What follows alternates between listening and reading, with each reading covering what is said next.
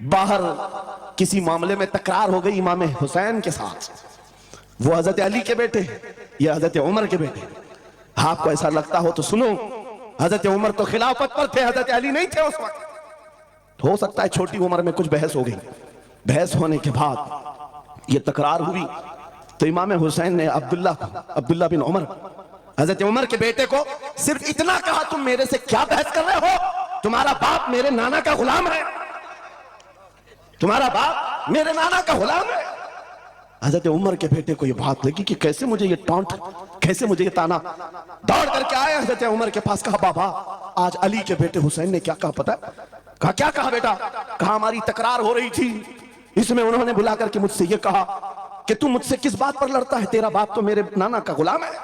حضرت عمر نے کہا ایسا کہا انہوں نے؟ ایسا کہا؟ کہا سچ کہہ رہا ہوں بابا ایسا ہی کہا. کہا بلا لا حسین، بلا لا.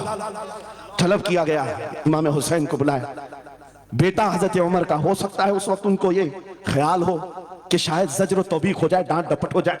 حضرت عمر آتے ہیں، کہتے ہیں اے حسین ابن علی، یہ میرا بیٹا جو کہہ رہا ہے کیا یہ بات سچ ہے؟ کیا آپ نے اس کو ایسا کہا کہ تیرا باپ میرے نانا کا غلام ہے؟ امام حسین نے کہا ہاں سچ بولتا ہوں، ہاں میں نے کہا. کہا کہہ کے بتاؤ کیسے کہا، کہہ کے بتاؤ کیسے کہا؟ کہا میں نے ان سے کہا تیرا باپ میرے نانا کا غلام. حضرت عمر نے کہا اور ایک بار کہو. پھر کہا اور ایک بار کہو. اس کے بعد عمر ابن خطاب کی آنکھوں سے آنسو نکلے.